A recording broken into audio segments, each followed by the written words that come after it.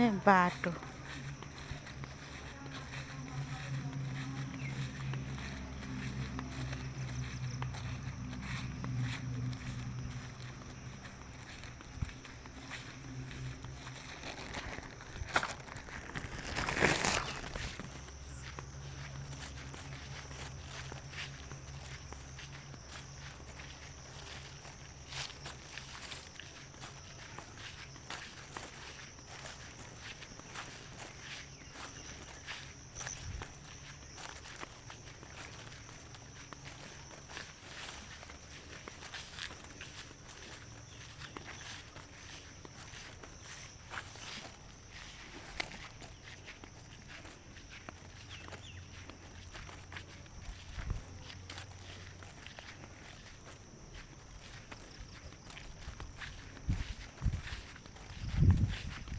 अहिलेसम्म बाटो पुग्न नसकेको घर चाहिँ यही हो है।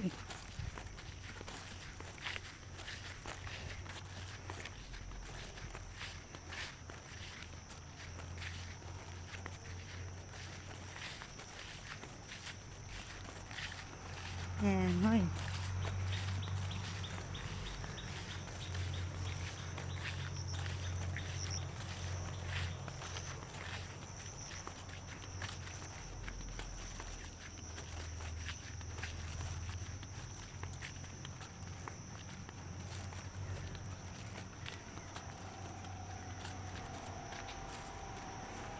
यहाँ यस्ता भएका मान्छेहरू बस्छन्। हस्पिटल लानु पर्यो भने बाटो छैन, बोक्ने मान्छे छैनन्।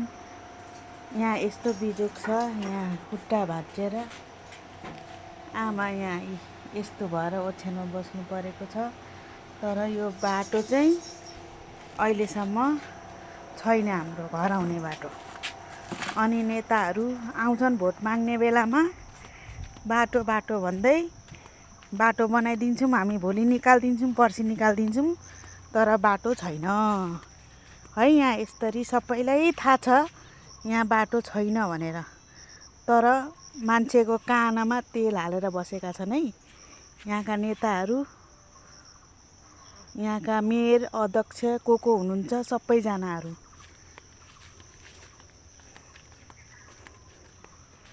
सबैलाई थाहा छ यो गाउँमा लास्टमा एउटा घर छ तर बाटो छैन।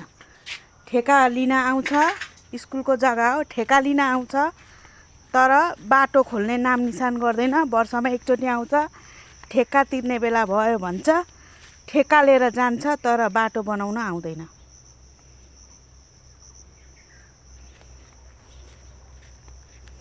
मान्छे चाहिँ यस्ता बस्छन्। यहाँ हेर्नु, बुढाबुढी मान्छे। यो एउटा गाडी निकालेर लाने बाटो धरि छैन। बिमारी भयो भने खेताला खोज्न जानुपर्छ, खेताला भेटिँदैन। यहाँ हेर्नु यस्तो अवस्थाको मान्छेहरू छन् यहाँ।